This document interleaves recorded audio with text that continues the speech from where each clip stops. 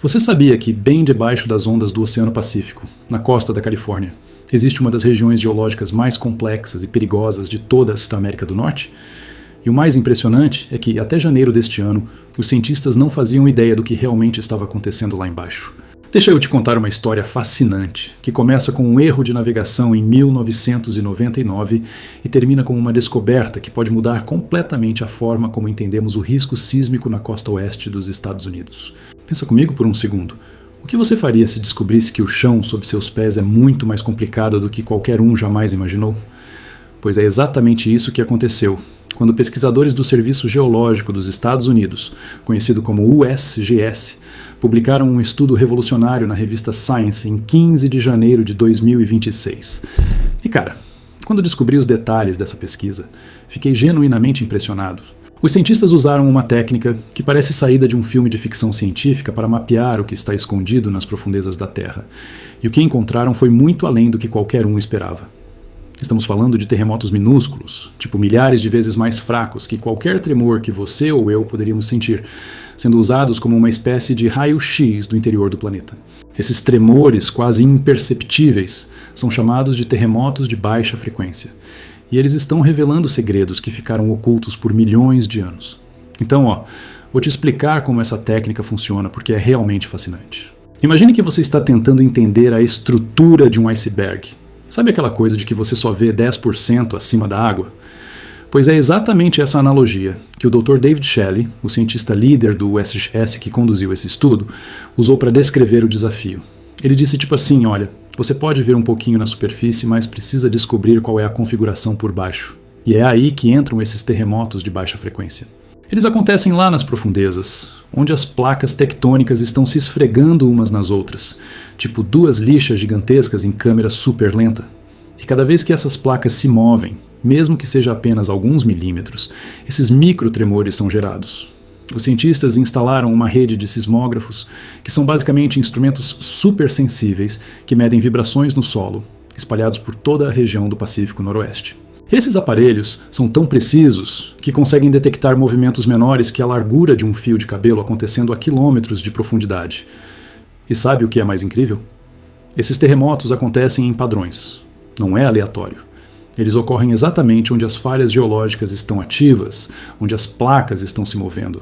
É como se a Terra estivesse deixando pistas, sabe, tipo migalhas de pão mostrando o caminho. E quando os pesquisadores começaram a analisar milhares e milhares desses eventos minúsculos, um padrão começou a emergir, e esse padrão revelou algo que ninguém esperava encontrar. Agora, deixa eu te contar sobre a região específica que eles estavam estudando, porque isso é onde a história fica realmente interessante. A junção tripla de Mendocino fica ao largo da costa do condado de Humboldt, na Califórnia do Norte, e por décadas os geólogos pensavam que entendiam esse lugar. Era considerado relativamente simples, sabe? O ponto de encontro de três grandes placas tectônicas.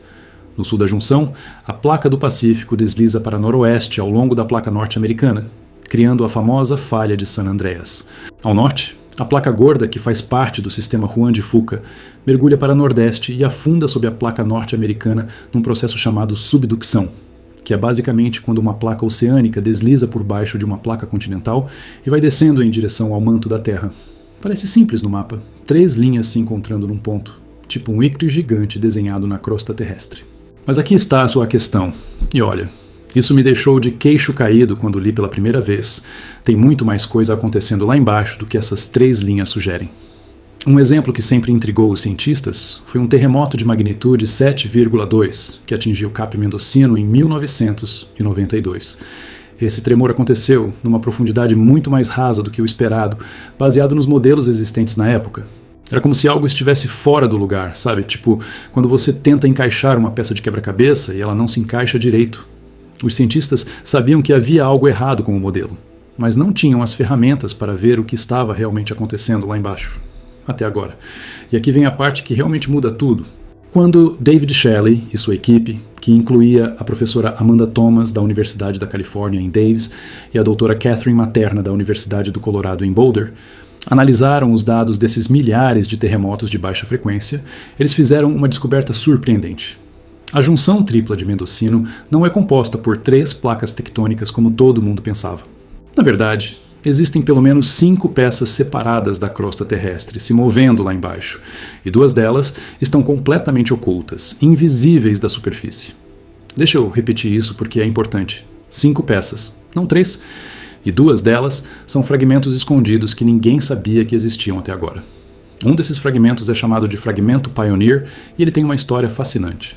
Esse pedaço de rocha era originalmente parte da placa Farallon, uma placa tectônica antiga e gigantesca que costumava se estender ao longo de toda a costa da Califórnia, há milhões de anos. A maior parte da placa Farallon já desapareceu, afundou no manto terrestre ao longo de dezenas de milhões de anos, mas o fragmento Pioneer ainda está lá. E aqui está o detalhe impressionante. Esse fragmento agora está grudado no fundo do Oceano Pacífico e está sendo arrastado pela placa do Pacífico conforme ela se move para noroeste.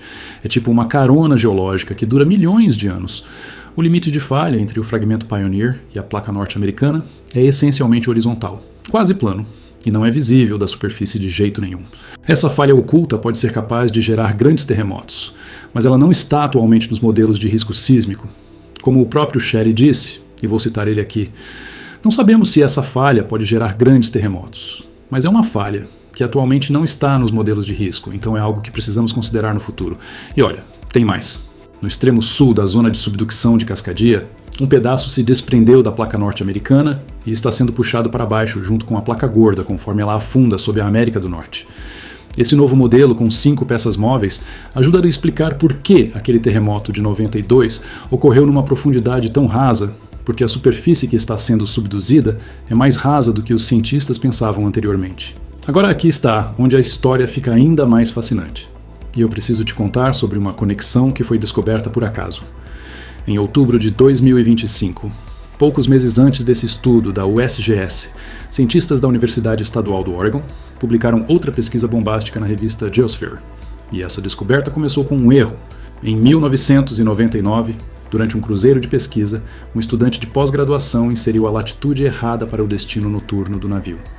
O barco de pesquisa acabou 90 quilômetros ao sul de Cape Mendocino, longe demais, na área da falha de San Andreas em vez da zona de subducção de Cascadia onde eles planejavam estar.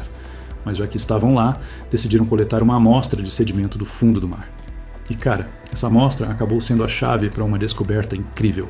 O líder desse estudo, o professor Chris Goldfinger, um geólogo marinho da Universidade Estadual do Oregon, passou anos analisando núcleos de sedimentos marinhos, cobrindo 3.100 anos de história geológica. Esses núcleos continham camadas chamadas turbiditos, que são depósitos deixados no fundo do mar por deslizamentos submarinos frequentemente desencadeados por terremotos.